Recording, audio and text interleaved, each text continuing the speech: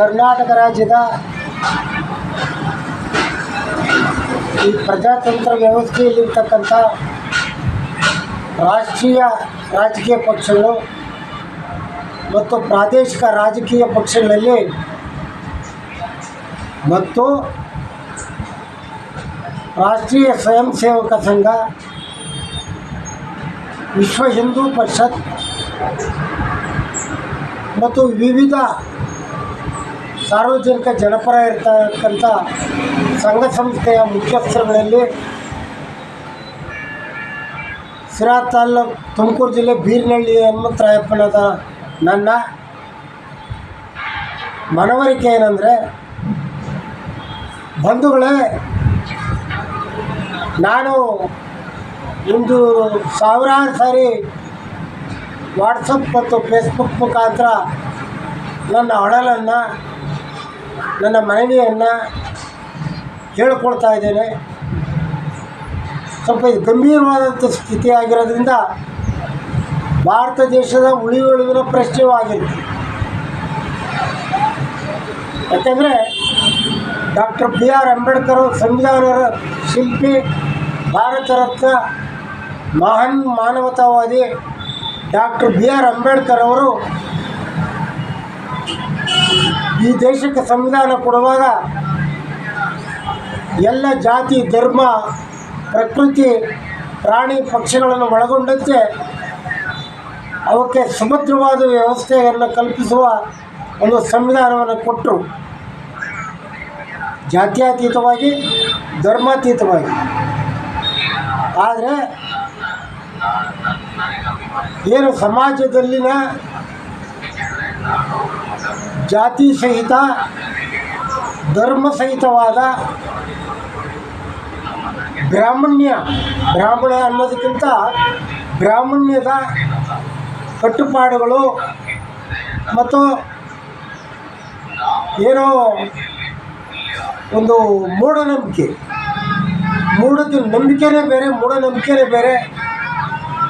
ಮೂಢನಂಬಿಕೆಯನ್ನು ಹುಟ್ಟುಹಾಕ್ತಾ ವಿಶೇಷವಾಗಿ ಶಾಸ್ತ್ರ, ಪುರಾಣ ಈ ಥರದ ಎಲ್ಲ ಬೆದರಿಕೆಗಳನ್ನು ಹಾಕ್ತಾ ಮತ್ತು ಗ್ರಾಮೀಣ ಪ್ರದೇಶದ, ನಗರ ಮಟ್ಟದ ಅವಿದ್ಯಾವಂತರಿಗೆ ನೀವು ಈ ಮೌಢ್ಯತೆಯನ್ನು ಕಳ್ಕೊಂಡ್ರೆ ನೀವು ಬದುಕಲಿಕ್ಕಾಗಲ್ಲ, ಅನೇಕ ರೀತಿಯ ಸಂಕಷ್ಟಗಳನ್ನು ಅನುಭವಿಸಬೇಕಾಗ್ತದೆ, ಕಟ್ಟುಪಾಡುಗಳನ್ನು ಒಳಪಡಬೇಕು ಅಂತ ಬ್ರಾಹ್ಮಣ್ಯವನ್ನು ಹುಟ್ಟಾಕಿದಂಥ ಬ್ರಾಹ್ಮಣರು ಕ್ರಮೇಣ ಅವರು ಬದಲಾಗಿ ಅಸ್ಪೃಶ್ಯತೆ ಆಚರಣೆಯನ್ನು ಕಡಿಮೆ ಮಾಡ್ತಾ ಬಂದರು. ಮತ್ತು ಅನೇಕ ರೀತಿಯ ಅಂಬೇಡ್ಕರ್ ಅವರಿಗೆ ಉನ್ನತ ಮಟ್ಟಕ್ಕೆ ಹೋಗಲಿಕ್ಕೆ ಬ್ರಾಹ್ಮಣರು ಕಾರಣ ಇದ್ದಾರೆ.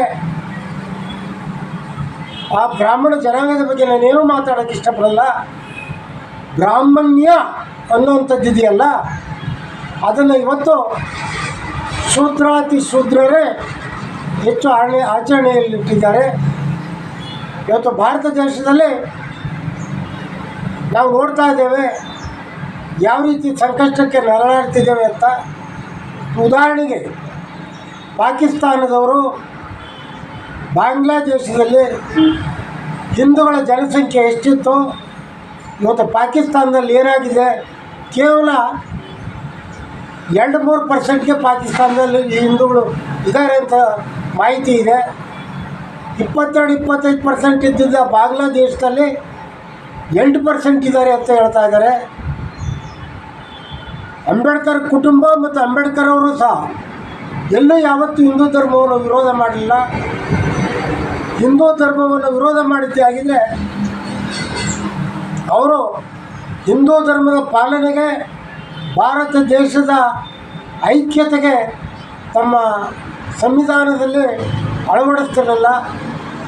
ಅಂಬೇಡ್ಕರ್ ಅವರು ಹೇಳಿದರು, ನನ್ನ ತಿಳುವಳಿಕೆ ಮಟ್ಟಿಗೆ ಪಾಕಿಸ್ತಾನ ವಿಭಜನೆ ಆಗುವಾಗ ಕಾಂಗ್ರೆಸ್ಸಿಗೂ, ಗಾಂಧೀಜಿಗೂ, ನೆಹರುಗೂ, ಅಂಬೇಡ್ಕರ್ಗೂ ಅತ್ಯಂತ 100ಕ್ಕೆ 100 ವ್ಯತ್ಯಾಸಗಳು ವ್ಯತ್ಯಾಸದ ಮಾತುಕತೆಗಳಾಗಿರ್ತಕ್ಕಂಥದ್ದು ವಾಸ್ತವ. ಅಂಬೇಡ್ಕರ್ ಅವರು ಪಾಕಿಸ್ತಾನವನ್ನು ಪ್ರತ್ಯೇಕವಾಗಿ ಬಿಡ್ಕೊಡಬೇಕು ಅಂತ ಗಾಂಧೀಜಿಯವರು ತೀರ್ಮಾನಕ್ಕೆ ಬಂದಾಗ, ಇಲ್ಲ ಪಾಕಿಸ್ತಾನವನ್ನು ಬಿಟ್ಕೊಡ್ತಕ್ಕಂಥದ್ದಾದರೆ ಅಲ್ಲಿನ ಹಿಂದೂಗಳೆಲ್ಲ ಭಾರತಕ್ಕೆ ಬರಲಿ, ಭಾರತದಲ್ಲೆಲ್ಲ ಇರ್ತಕ್ಕಂಥ ಮುಸ್ಲಿಮೆಲ್ಲ ಪಾಕಿಸ್ತಾನಕ್ಕೆ ಹೋಗಲಿ ಅನ್ನೋವಂಥ ನಿವೇದನೆಯನ್ನು, ಆಗ್ರಹವನ್ನು ಮಾಡಿದ್ದು ಇತಿಹಾಸ. ನಾನು ಇತಿಹಾಸದ ಕೆಲವು ಪುಸ್ತಕಗಳನ್ನು ಓದಿದ್ದೇನೆ, ಕೇಳಿದ್ದೇನೆ. ಹಾಗಿದ್ದಾಗ ಭಾರತದಲ್ಲಿ ಅಂಬೇಡ್ಕರ್ ಒಬ್ಬ ಹಿಂದೂ ವಿರೋಧಿ ಅಂತ ಪರಿಗಣಿಸ್ಲಿಕ್ಕೆ ನೀವು ಆಗಲ್ಲ. ಅವರು ಕೊನೆಗೆ ಹಿಂದೂ ವಿರೋಧಿ ಆಗಿದ್ದು ಯಾವಾಗ, ಅವರಷ್ಟೇ ಈ ದೇಶದ ಸಂರಕ್ಷಣೆಗೆ, ಹಿಂದುತ್ವದ ಉಳಿವಿಗೆ ಹೋರಾಟ ಮಾಡಿದರೂ ಸಹ ಅನಿಷ್ಟ ಪದ್ಧತಿಯ ಅಸ್ಪೃಶ್ಯ ಆಚರಣೆ ಅವ್ರಿಗೆ ಭಾಳ ಮನ ಹಿಂಡಿ ಕೊನೆಯ ಗಳಿಗೆಯಲ್ಲಿ ಅವರು ಇಸ್ಲಾಂನವ್ರು ಕರೆದ್ರು ನಮ್ಮ ಧರ್ಮಕ್ಕೆ ಬರ್ರಿ ಅಂತ, ಕ್ರಿಶ್ಚಿಯನ್ರು ಕರೆದ್ರು ನಮ್ಮ ಧರ್ಮಕ್ಕೆ ಬರ್ರಿ ಅಂತ, ಅವೆಲ್ಲ ಪರಕೀಯ ದೇಶದ ಆಚರಣೆಗಳು, ಆ ಧರ್ಮಗಳಿಗೆ ನಾನು ಹೋಗಲ್ಲ ಅಂತೇಳಿ ಭಾರತ ದೇಶ, ಮೂಲ ಭಾರತ ದೇಶದ ಧರ್ಮವೇ ಆದಂಥ, ಧರ್ಮದ ಒಂದು ಭಾಗವಾದಂಥ ಬೌದ್ಧ ಧರ್ಮವನ್ನು ಸ್ವೀಕಾರ ಮಾಡಿದರು. ನಾನು ಓದಿರೋ ಪ್ರಕಾರ ಬೌದ್ಧ ಧರ್ಮವನ್ನು ಸ್ವೀಕಾರ ಮಾಡಿ ಅಲ್ಲಿ ಆಂತರಿಕವಾಗ ಇರ್ತಕ್ಕಂಥ ಕೆಲ ಬೇಗುದಿಗಳನ್ನು ಅವರು ಪೂರ್ಣವಾಗಿ ಅಕ್ಸೆಪ್ಟ್ ಮಾಡಲಿಲ್ಲ. ಬುದ್ಧನ ವಿಚಾರವನ್ನು ಮಾತ್ರ ಅಕ್ಸೆಪ್ಟ್ ಮಾಡಿದರು. ಅಂತಿಮ ಕ್ಷಣದಲ್ಲಿ ಅವರಿಗೆ ಇನ್ನೂ 16 ವರ್ಷಗಳ ಕಾಲ ಬದುಕಿದ್ದರೆ ಈ ದೇಶದಲ್ಲೇ ಅನಿಷ್ಟ ವ್ಯವಸ್ಥೆ ತೊಲಗುತ್ತೋ ಏನೋ. ಆದರೆ ದೇವರು ಅವರಿಗೆ ವಿಧಿಯಾಟ ಅಷ್ಟಿರಲಿಲ್ಲ, ಬೇಗನೆ ದೇವರು ಕರೆಸ್ಕೊಂಡ್ಬಿಟ್ಟ. ಅದಕ್ಕೆ ನಾನು ಈ ಮೂಲಕ ಹೆಚ್ಚು ಮಾತನಾಡಲಿಕ್ಕೆ ಹೋಗಲ್ಲ. RSS ವಿಶ್ವ ಹಿಂದೂ ಪರಿಷತ್, ಅದು BJP ಇರ್ಬೋದು, ಬೇರೆ ಬೇರೆ ಕಾಂಗ್ರೆಸ್ ಪಕ್ಷ ಇರ್ಬೋದು, ಅಲ್ಲಿರ್ತಕ್ಕಂಥ ನಾಯಕರು ಮೊದಲಿಗೆ ನೀವು ಸರಿ ಮಾಡಬೇಕಾದ್ದು ಆಗಿರ್ತಕ್ಕಂಥದ್ದು ಜಾತಿಗಳ ವ್ಯತ್ಯಾಸ ಮತ್ತು ಅಸ್ಪೃಶ್ಯತೆಯ ನಿವಾರಣೆಗೆ ನಿಮ್ಮ ಒಂದು ಕ್ರಮವನ್ನು ಕೈಗೊಳ್ಳದೇ ಹೋದರೆ, ಇದು ಕಾನೂನಿನ ಮುಖಾಂತರ ಅಂಬೇಡ್ಕರ್ ಕೊಟ್ಟರು. ಕಾನೂನಿನ ಮುಖಾಂತರ ಅಸ್ಪೃಶ್ಯತೆಯನ್ನು ಹೋಗಲಾಡಿಸ್ಲಿಕ್ಕೆ ಸಾಧ್ಯ ಇಲ್ಲ. ಯಾಕೆಂದರೆ ಇವತ್ತು ಗಂಗಾವತಿ ತಾಲ್ಲೂಕಿನ ಮರ್ಕೊಂಬೇಗರ್ ಗ್ರಾಮ, ಅಲ್ಲಿ ದಲಿತರ ಮೇಲೆ 10 ವರ್ಷಗಳ ಹಿಂದೆ ಅತ್ಯಾಚಾರ ಆಗಿತ್ತು, ಅಂದರೆ ಕಗ್ಗೊಲೆ ಆಗಿತ್ತು, ದೌರ್ಜನ್ಯ ಆಗಿತ್ತು. ಆ 97 ಜನಕ್ಕೆ ಏನೋ ಮರಣದಂಡನೆ ಶಿಕ್ಷೆ ಆಯಿತು 10 ವರ್ಷದ ನಂತರ. ಆದರೂ ಕೇವಲ 20 ದಿನದಲ್ಲಿ ಅವ್ರಿಗೆ ಬೇಲಾಯಿತು. ಮತ್ತು ತುಮಕೂರು ಜಿಲ್ಲೆಯಲ್ಲಿ 21 ಜನಕ್ಕೀಗ ಒಂದು ದಲಿತ ಮಹಿಳೆಯ ಅತ್ಯಾಚಾರ ಮತ್ತು ಕಗ್ಗೊಲೆಯ ವಿಚಾರದಲ್ಲಿ ಅವ್ರಿಗೂ ಮರಣದಂಡನೆ ಶಿಕ್ಷೆ ಆಗಿದೆ. ಇವು ಕೋರ್ಟ್ ನಿಯಮಾವಳಿ ಪ್ರಕಾರ ಕೆಲವೊಂದು ಕಾನೂನುಗಳು ಅವ್ರ ಬಿಡುಗಡೆಗೆ ಅವಕಾಶ ಇದೆ. ಇದು ಅಸ್ಪೃಶ್ಯತೆಯನ್ನು ಹೋಗಲಾಡಲಿಕ್ಕೆ ಸಾಧ್ಯ ಇಲ್ಲ. ಒಂದು ಎಚ್ಚರಿಕೆ ಗಂಟೆ ಅಷ್ಟೇ. ಜನಸಾಮಾನ್ಯ ಮಠಾಧೀಶರು ಮತ್ತು ಕರ್ನಾಟಕ ರಾಜ್ಯದಲ್ಲಿ ಲಕ್ಷಾಂತರ ಮಠಗಳಿದ್ದಾವೆ. ನೀವು ಮಾಡಬೇಕಾದಂತೂ ವಿಶೇಷವಾಗಿ RSSದವರು ಪ್ರತಿ ಗ್ರಾಮೀಣ ಪ್ರದೇಶದಲ್ಲಿ ನೀವು ಹೋಗಿ ಅಸ್ಪೃಶ್ಯತೆ ಆಚರಣೆ ಇದು ಉಚಿತವಲ್ಲ, ಯೋಗ್ಯವಲ್ಲ, ಹಿಂದೂ ರಾಷ್ಟ್ರ ಹೊಂದಾಗಕ್ಕಾಗಲ್ಲ, ಮತ್ತು ಎಲ್ಲರನ್ನೂ ಸಹ ದೇವಾಲಯಗಳಲ್ಲಿ ಪ್ರವೇಶ ಮಾಡಿ ಎಲ್ಲರೂ ಒಂದಾಗಿ ಈ ಜಾತಿ ವಿನಾಶ ಬೇಗ ಆಗಲ್ಲ, ಅಸ್ಪೃಶ್ಯತೆ ವಿನಾಶವನ್ನು ಮಾಡಿಕೊಳ್ಳಿ, ಜಾತಿ ಕ್ರಮೇಣ ಹೋಗುತ್ತೆ ಅನ್ನೋ ಅಂಥ ಅಂಶಗಳನ್ನ ಬೆಳೆಸಿದಾಗ ಭಾರತಕ್ಕೆ ಒಂದು ಒಳ್ಳೆಯ ಯಶಸ್ವಿಯಾದ ಅಂಬೇಡ್ಕರ್ ಅವರ ಕನಸು, ಬಸವಣ್ಣವರ ಕನಸು, ಜ್ಯೋತಿ ಬಾಪುಲೆ ಅವರ ಕನಸು, ಜಯಚಾಮರಾಜ ಒಡೆಯರ ಕನಸು, ಮತ್ತು ಇನ್ನೂ ಪೆರಿಯಾರ್ ಅವರ ಕನಸು ಭಾಳಷ್ಟು ಜನ ಇದ್ದಾರೆ. ಅವರೆಲ್ಲ ಏನು ಕನಸನ್ನು ಪಟ್ಟಿದ್ರು ಅಸ್ಪೃಶ್ಯತೆ ವಿಚಾರಕ್ಕೆ, ಅದು ಸಫಲ ಆಗುತ್ತೆ. ಆಗ ಈ ದೇಶದ ಉಳಿವಿಗೆ ಸಾಧ್ಯ ಆಗುತ್ತೆ. ನಾನು ಒಂದು ಮಾತು ಹೇಳ್ತೀನಿ, ಕೆಲವು ರಾಜಕೀಯ ಪಕ್ಷದ ನಾಯಕರು, ವಿಶೇಷವಾಗಿ ಕಾಂಗ್ರೆಸ್ಸು ಹೆಚ್ಚು ಬಾರಿ ದೇಶವನ್ನು ಆಳಿದೆ.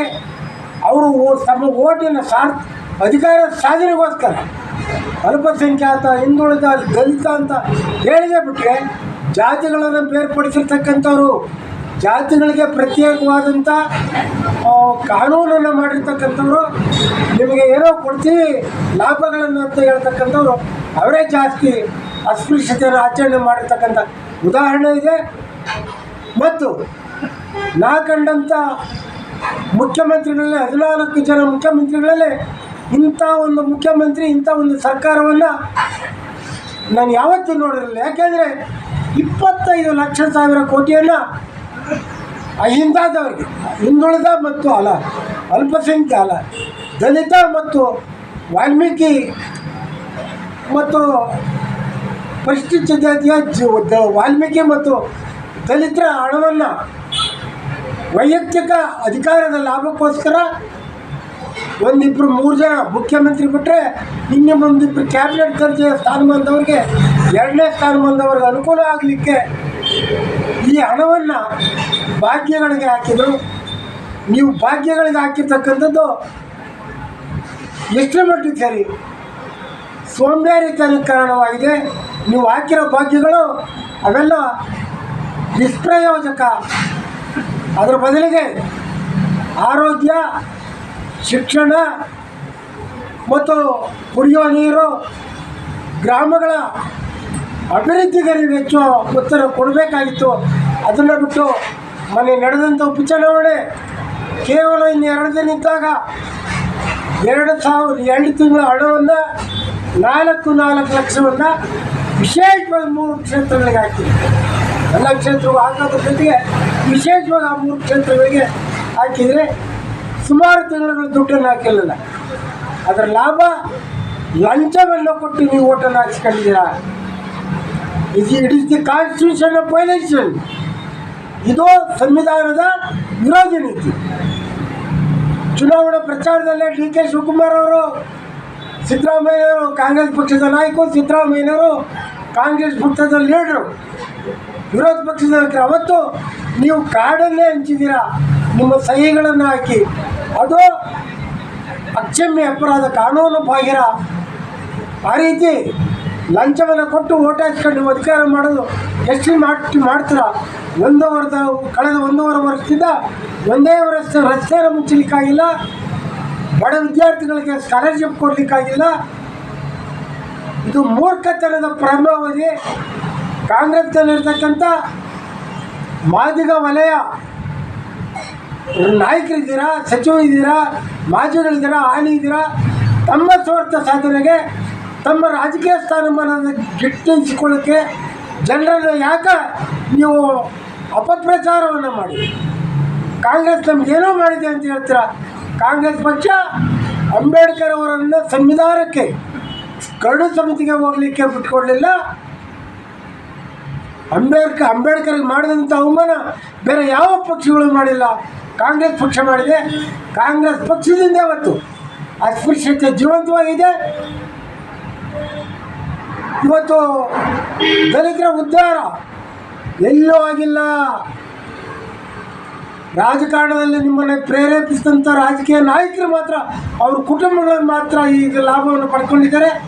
ನೀವು ಒಳ ಮೀಸಲಾತಿ, ಯಾಕೆ ಒಳ ಮೀಸಲಾತಿ ಮಾಡ್ತಾಯಿಲ್ಲ? ನೀವು ಮಾಡಬೇಕು.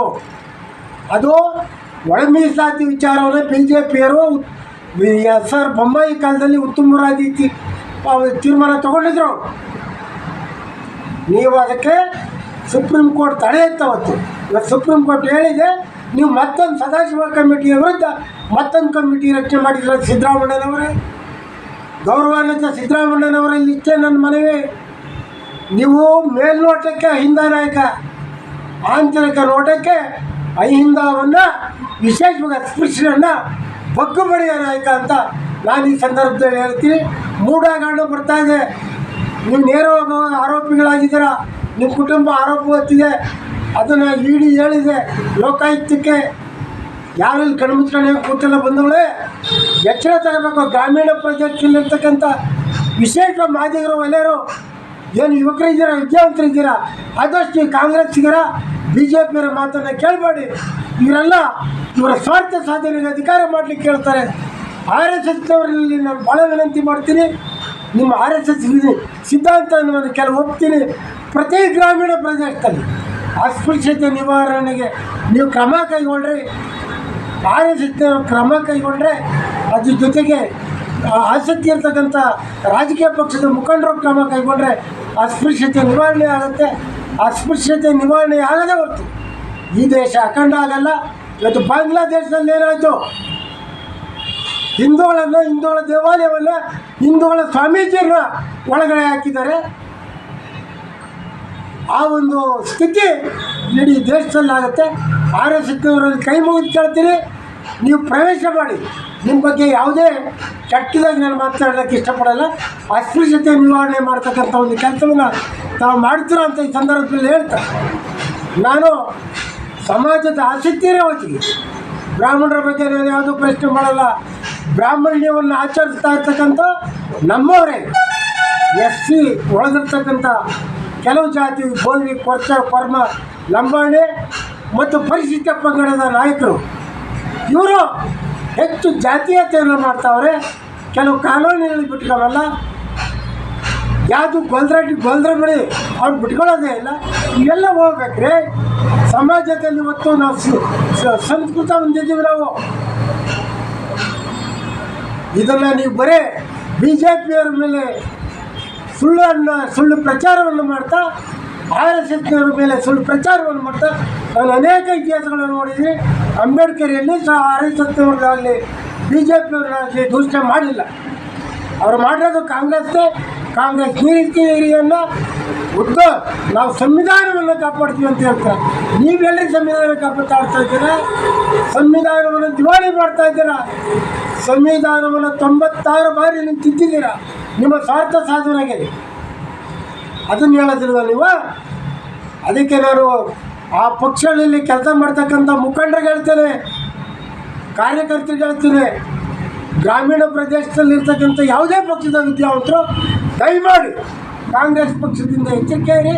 ಅಂಬೇಡ್ಕರ್ನ ಬೆಂಕಿಯಲ್ಲಿ ಜೀವಂತವಾಗಿ ಸುಟ್ಟಂಥ ಪಕ್ಷ ಇಷ್ಟು ಮಾತನ್ನು ಹೇಳ್ತಾ, ನಾನು ಈ ಮಾತುಗಳನ್ನು ಹೇಳ್ತಾ ನಾವು ತಮ್ಮೆಲ್ಲರಿಗೂ ಕೈ ಮುಗಿದು ಹೊಂದಿಸ್ತಾ, RSSನವರು ಹೆಚ್ಚು ಪ್ರಚಲಿತರಾಗಿ ಇದನ್ನು ಹೋಗಲಾಡಿಸಿ ಮತ್ತು ಎಲ್ಲ ರಾಜಕೀಯ ಪಕ್ಷದವರು ಕಾಂಗ್ರೆಸ್ನವರು ಒಳಗಡೆ ಈ ಅಸ್ಪೃಶ್ಯತೆಯನ್ನು ಮೊದಲು ತೊಲಗಿಸಿ ಜಾತಿ ಆಮೇಲೆ ಹೋಗುತ್ತೆ. ಸಮಾಜದ ಮಾತೃತ್ವವನ್ನು ಕಾಪಾಡಬೇಕಂದ್ರೆ ಕಾಂಗ್ರೆಸ್ನವರಿಂದ ಸಾಧ್ಯ ಅಲ್ಲ. ಅದು ಓಟಿನ ರಾಜಕಾರಣ ಆಗುತ್ತೆ. ಕಾಂಗ್ರೆಸ್ ನಾಯಕರೇ ಓಟಿನ ರಾಜಕಾರಣಕ್ಕೆ, ಅದರೊಳಗೂ ವಿಶೇಷ ಮಾದಿಗ ವಲಯರ ಬಿದ್ದಿದ್ದಾರೆ. ಯಾಕ್ರಿ? ಕಮ್ಮಿ ಇರ್ತಕ್ಕಂಥ ಧರ್ಮಸಿಂಗ್ ಮುಖ್ಯಮಂತ್ರಿ ಆದರು, ವೀರಪ್ಪ ಮೊಯ್ಲಿ ಆದರು, ಬಂಗಾರಪ್ಪನವರಾದರು, ಸಿದ್ದರಾಮಯ್ಯನವರಾದರು, ವಾಲ್ಮೀಕಿ ಮತ್ತು ಪರಿಶಿಷ್ಟ ಜಾತಿಯವ್ರು ಯಾಕೆ ಮುಖ್ಯಮಂತ್ರಿ ಆಗಬಾರ್ದು? ಸಿದ್ದರಾಮಯ್ಯನವರು ನಿಜವಾಗಲೂ ದಲಿತರಿಗೆ ಅಸ್ಪೃಶ್ಯ ಮುಖ್ಯಮಂತ್ರಿ ಆಗ್ತಕ್ಕಂಥ ಅವಕಾಶವನ್ನು 2 ಬಾರಿ ತಪ್ಪಿಸಿದ್ದಾರೆ. ಅವ್ರನ್ನೇನ್ರಿ ಒಪ್ಪತ್ಕಂತಾರೆ ನೀವು? ಅವ್ರು ಯಾವ ನಾಯಕರೇ? ಈ ಮಾತನ್ನು ಹೇಳ್ತಾ ನಾನು 2 ಮಾತುಗಳನ್ನು ಮುಗಿಸ್ತಾ ಇದ್ದೇನೆ. ಜೈ ಭಾರತ್, ಜೈ ಅಂಬೇಡ್ಕರ್, ಜೈ RSS.